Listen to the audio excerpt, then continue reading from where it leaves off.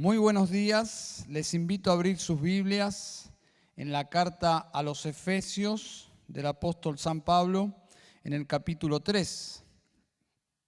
Llegamos al capítulo 3, estamos justo a la mitad de esta preciosa epístola.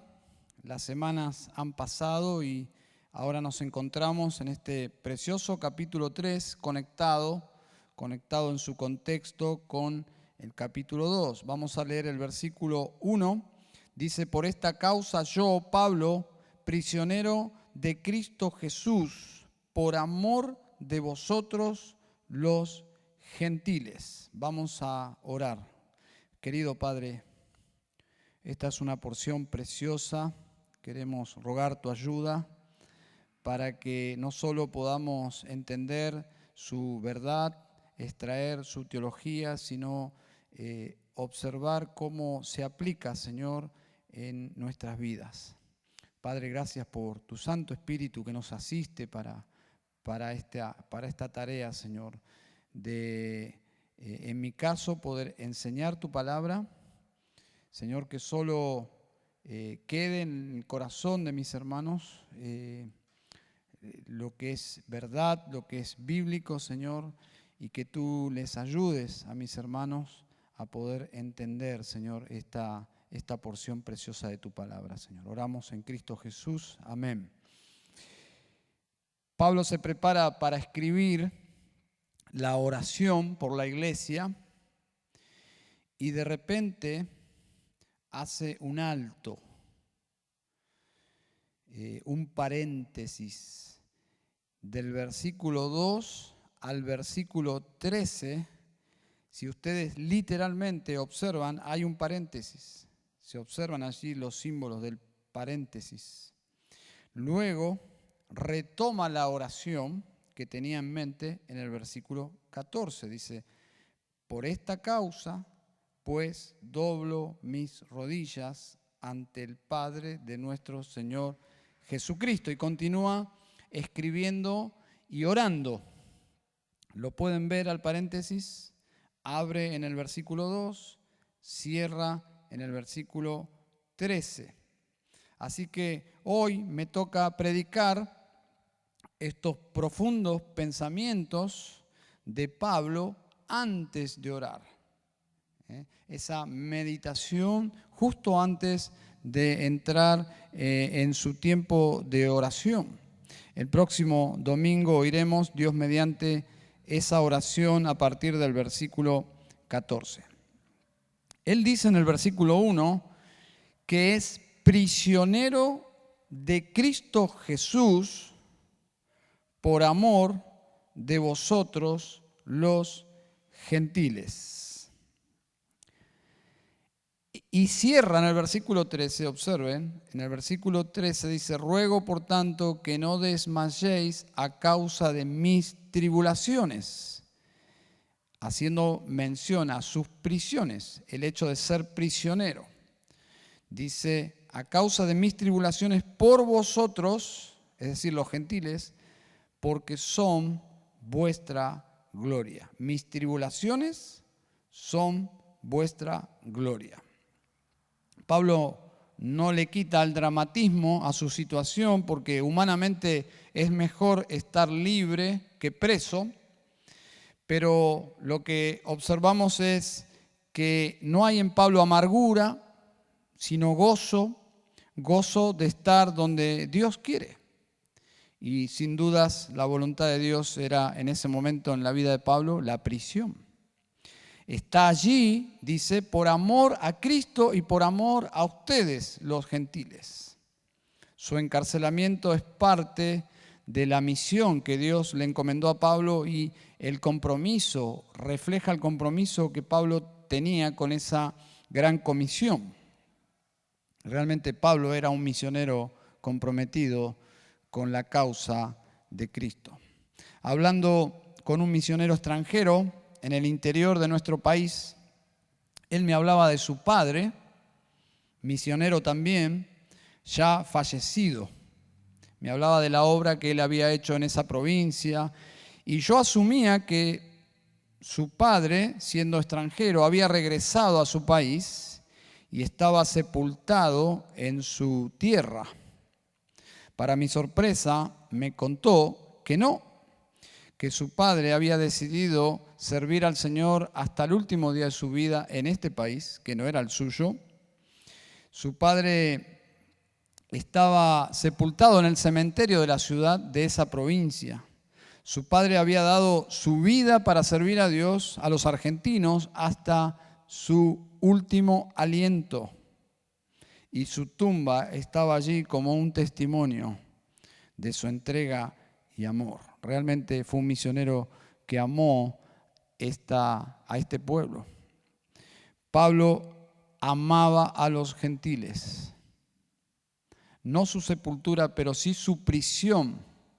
Dice, yo estoy prisionero aquí por causa de mi amor por ustedes.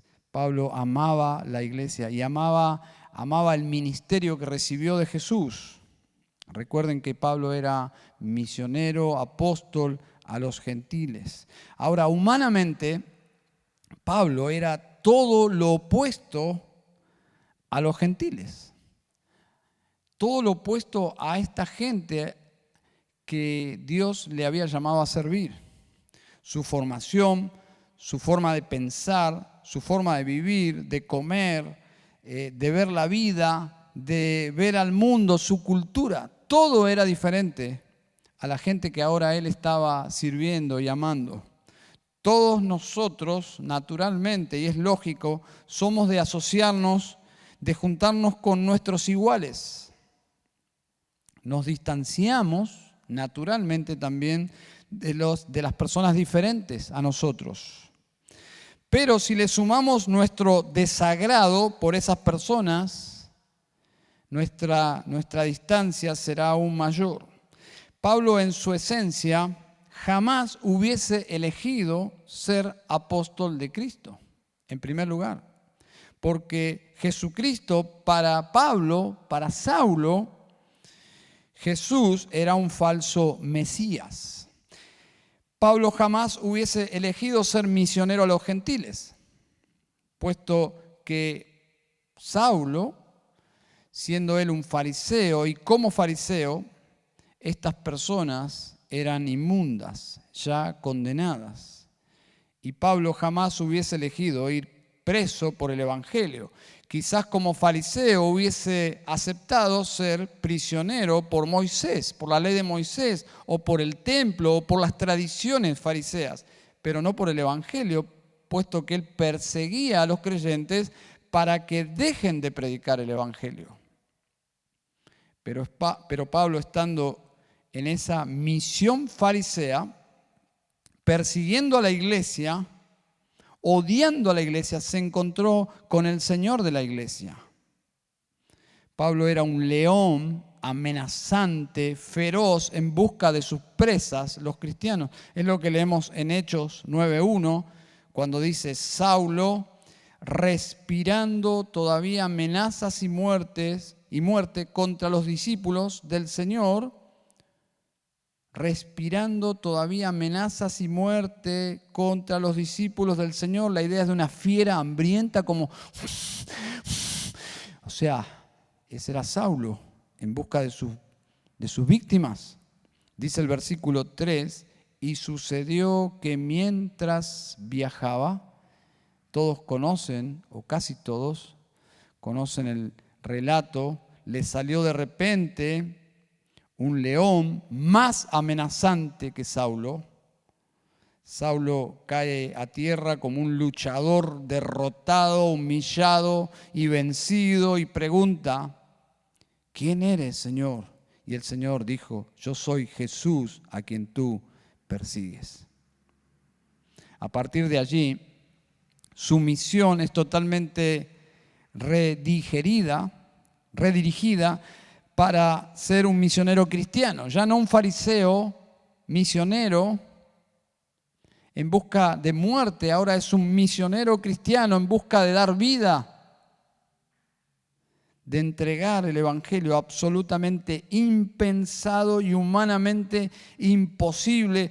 Tal fue el impacto que este Saulo ahora convertido era de temer. No lo querían ya los judíos y ahora tampoco lo querían los cristianos. La iglesia le tenía miedo y desconfianza, los fariseos le tenían odio por su traición a la causa, pero Dios le había transformado en un nuevo hombre, con un nuevo corazón para amar a Cristo, para amar a los gentiles. ¿Se imaginan?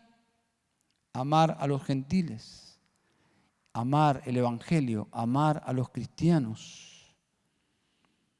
En este pasaje que vamos a abordar hoy, Pablo explica su encarcelamiento es fruto de su amor por el evangelio, es fruto de su amor por los gentiles, es fruto de su consagración a la causa de Cristo. Su encarcelamiento es parte de su ministerio y misión. Y luego añade la explicación de su misión, que es predicar el misterio de Cristo. Todo este texto gira alrededor de una palabra: misterio. Misterio. Lo explicó en el capítulo anterior, lo hemos oído de labios de nuestro pastor Ernesto. Y ahora Pablo lo vuelve a mencionar, y justamente porque era algo nuevo que Dios estaba revelando, lo necesita volver a mencionar y clarificarlo.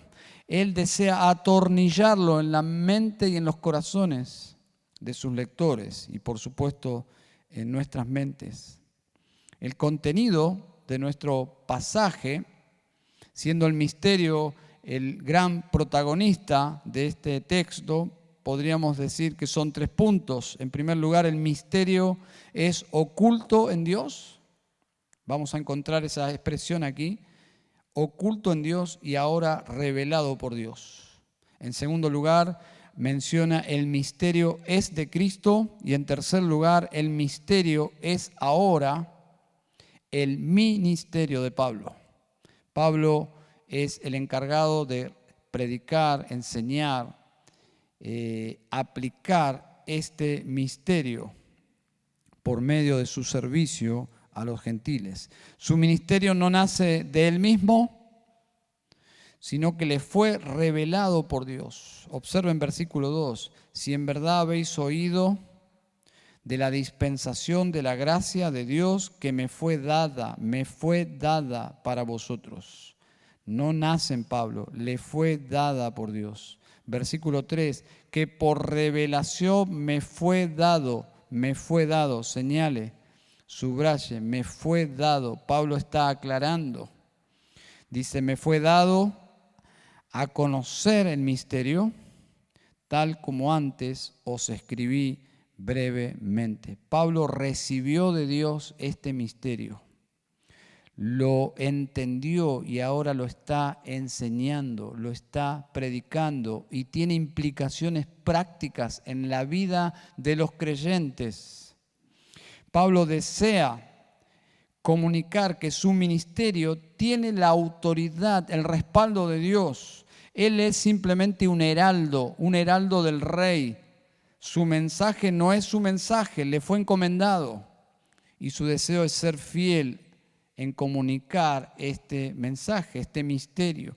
Y humildemente comunica, vemos el corazón humilde de Pablo, porque comunica que es algo tan maravilloso, tan precioso, que no puede ser de su autoría.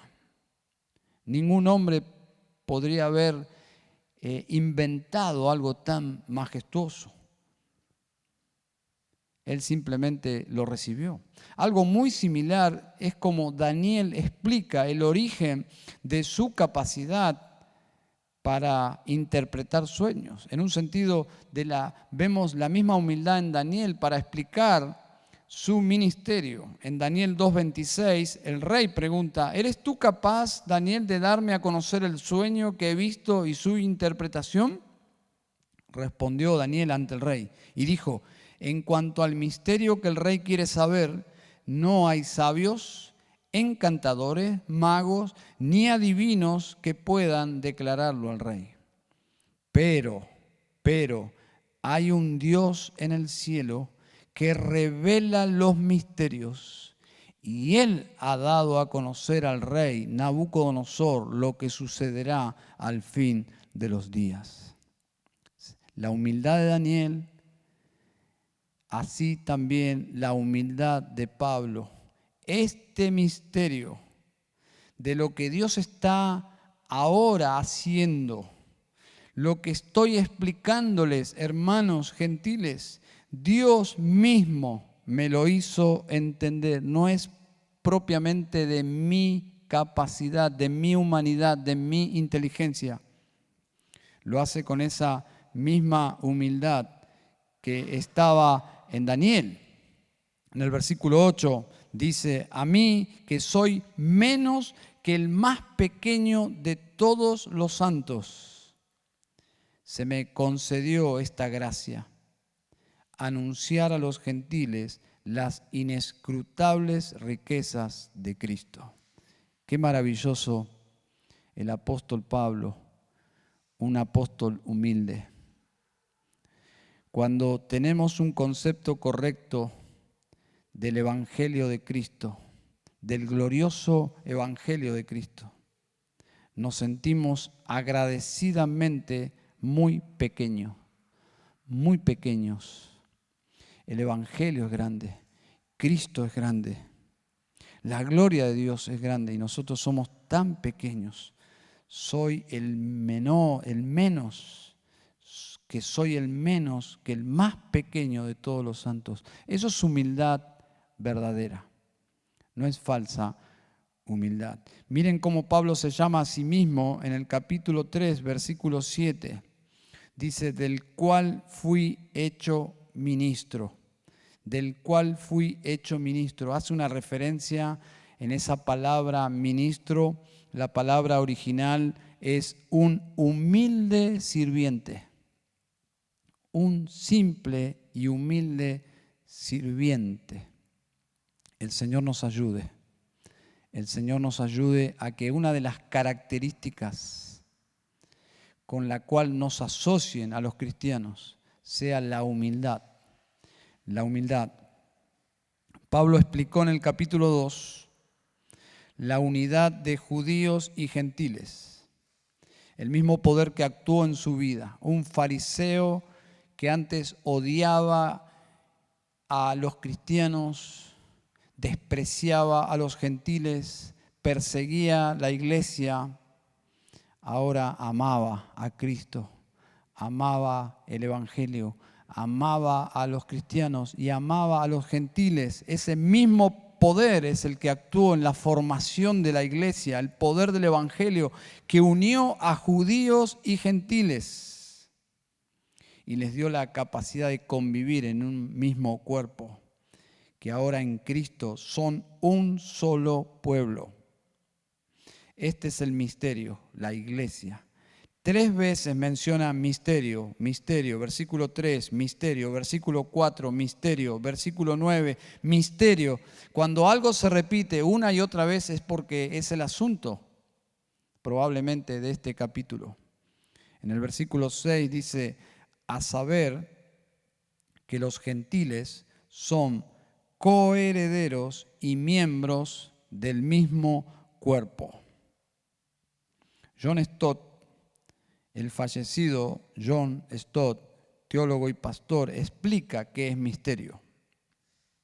Y cito: es una verdad escondida del conocimiento o del entendimiento humano, pero que ahora es hecha conocida por la revelación de Dios. Versículo 9: misterio que por los siglos ha estado oculto en Dios. Dios mantuvo oculto por siglos este misterio. Versículo 5: que en otras generaciones no se dio a conocer a los hijos de los hombres. Misterio oculto en Dios y ahora revelado por Dios. Y agrego una nota también de John Stott: el misterio de Cristo es la unión completa de judíos y gentiles, unos con otros a través de la unión de ambos con Cristo. Es decir, Cristo llama a judíos y a gentiles a venir a Él, y en ese encuentro salvador es que los une a sí mismo y unos con otros. La salvación de los gentiles no era un misterio. No era un misterio en el Antiguo Testamento, ya estaba revelado desde siempre. Lo vemos en el pacto con Abraham, de su descendencia serían benditas todas las naciones. No era un misterio la salvación de los gentiles. Pablo estaba preso por la presión y persecución de su mismo pueblo, los judíos. Querían matar a Pablo porque predicaba justamente, ¿qué cosa? Este misterio. Odiaban a Pablo porque Pablo predicaba que el Mesías era Jesucristo y que por medio de Jesucristo gentiles y judíos por igual eran justificados, aparte de la ley, aparte del templo, aparte de la circuncisión. Esa era la ofensa que provocó que sus paisanos judíos lo odiaran, lo persiguieran y presionaran por medio de Roma a que Pablo fuese preso e intentaron matarlo. Este evangelio es la causa de las tribulaciones de Pablo. Si ustedes leen el libro de los Hechos, los grandes sufrimientos de Pablo y finalmente sus prisiones y su final martirio es originado por causa de los judíos, porque ellos no podían aceptar este misterio, que Dios acepte a judíos y gentiles por igual por medio de nuestro Señor Jesucristo. Entonces, dice el versículo 13, que este evangelio es la causa de las tribulaciones de Pablo. Dice, mis tribulaciones, al final del versículo 13, por vosotros, es decir, porque yo me he entregado a la predicación de este misterio y predicarles a ustedes, dice, estas tribulaciones son vuestra gloria. Es decir, el precio que Pablo pagaba por su ministerio a los gentiles nos habla del valor de este misterio y el valor y el precio de este mensaje. Un mensaje glorioso por el cual valía la pena ser prisionero. Versículo 8 dice, anunciar a los gentiles las inescrutables riquezas de Cristo. El deseo de Pablo era enriquecer a los gentiles. ¿Cómo? Con el evangelio de las inescrutables riquezas de Cristo. Cuando un pecador escucha el evangelio y lo entiende y lo cree, se entrega a Cristo, se apropia gratuitamente de sus inescrutables riquezas. Inmediatamente las riquezas de Cristo pasan a ser del pecador arrepentido. Todo lo que Cristo es mío. Estas incalculables riquezas tienen que ver principalmente con lo que Cristo es, con las riquezas de su ser, todo lo que trajo a nosotros por medio del evangelio. Inescrutables básicamente significa infinitas, como se traduce allí. Infinitas. Este derramamiento de bendiciones, de repartimiento incalculable de riquezas por su gracia, genera algo en las regiones celestiales, a los principados y potestades. Provoca algo en el mundo angelical. Observen, versículo 10. A fin de que la infinita sabiduría de Dios sea ahora dada a conocer por medio de la iglesia a los principados y potestades en las regiones celestiales, conforme al propósito eterno que llevó a cabo en Cristo Jesús nuestro Señor, en quien tenemos libertad y acceso a Dios con confianza por medio de la fe en Él. Hay 3 líneas para subrayar aquí: la infinita sabiduría de Dios. La infinita sabiduría de Dios. Segunda línea: sea ahora dada a conocer por medio de la iglesia. La infinita sabiduría de Dios sea ahora, no antes, ahora sea dada a conocer por medio de la iglesia. Y tercera línea: a los principados y potestades en las regiones celestiales. Ken Haggis dice lo siguiente: la conclusión inevitable es que los ángeles nos miran porque somos parte de este misterio. Tenemos una audiencia más grande y más observadora de lo que cualquiera de nosotros cree. ¿Se dan cuenta lo que nuestro texto dice? Vuelvo a una cita de John Stott que explica nuestro pasaje. Es como si se actuara un gran drama. La historia es el teatro, el mundo es la escena y los miembros de la iglesia en cualquier tierra son los actores. Dios mismo ha escrito el guión y Él la dirige y produce, acto por acto, escena por escena. La historia continúa en develarse. Pero ¿quién es la audiencia? Son las inteligencias cósmicas, los principados y potestades en los lugares celestiales. John Stott. Permítanme tomar estas ideas para decirlo de forma más fácil. El mundo angelical está dirigiendo su mirada hacia la iglesia, que traducidos son las iglesias locales. La iglesia, en forma visual, se convierten en iglesias locales. Los ángeles, por lo tanto, observan las iglesias locales, observan la iglesia que el mundo tanto ignora y desprecia. La iglesia de Cristo en este mundo no es absolutamente nada, y si es tomada en cuenta es para odiarla. En ella, en estas iglesias o en la iglesia, en ella está exhibida la infinita sabiduría de Dios. Los ángeles están observando lo que el mundo ignora. ¿Qué miran los ángeles en las iglesias?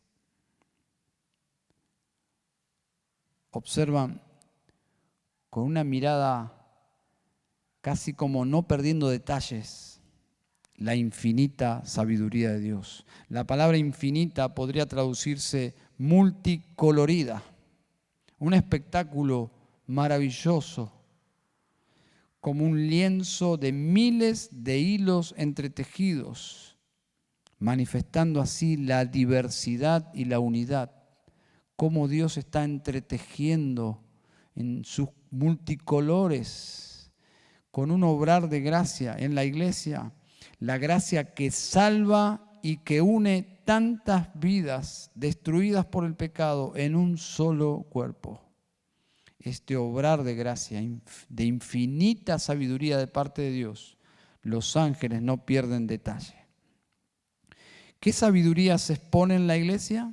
¿Cuál es la sabiduría que atrapa la mirada de los ángeles, de todos los rangos de ángeles? ¿Será la sabiduría de los teólogos, de los predicadores o escritores? Por supuesto que no. Dice allí la sabiduría de Dios, lo que Dios hace en su iglesia. Cómo Dios resolvió salvar este mundo. Cómo su poder transforma a los pecadores Y no solo los transforma como islas, sino que los incorpora en un continente, en un solo cuerpo que es la iglesia, y los une en amor.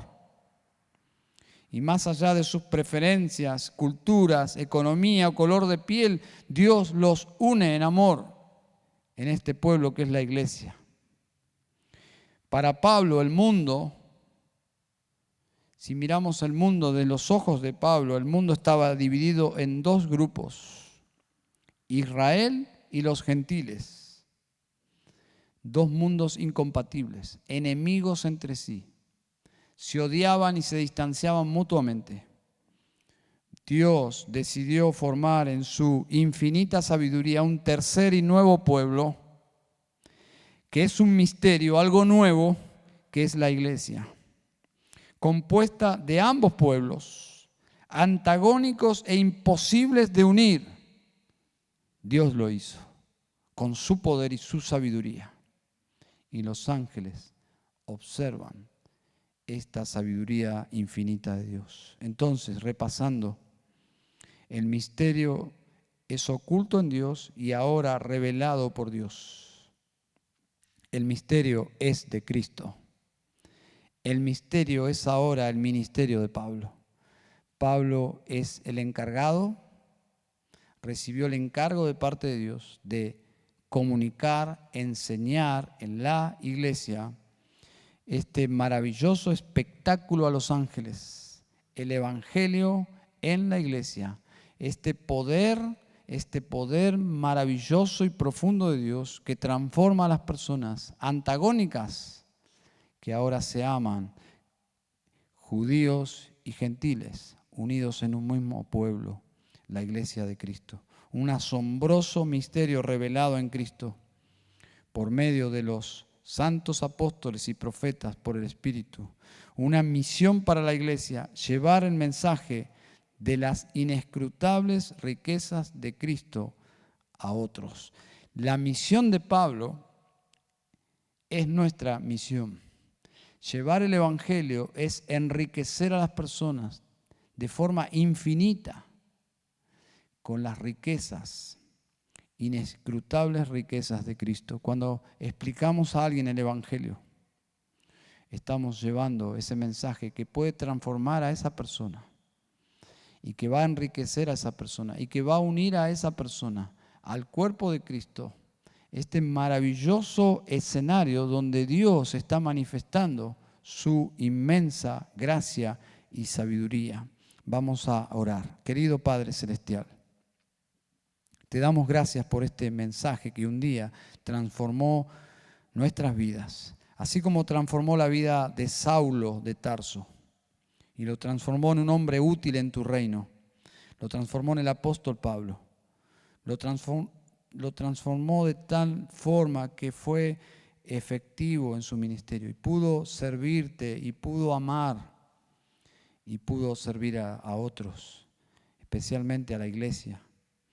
Señor, oramos para que el evangelio haga lo mismo en nosotros, que nos uses para llevar este mensaje a los perdidos y que nos uses para que este mensaje, Señor, se vea reflejado en cómo nos amamos unos a otros, siendo naturalmente tan diferentes, que nuestro amor y nuestra unidad muestre al mundo que este es el poder, el gran poder de Cristo, el gran poder del evangelio.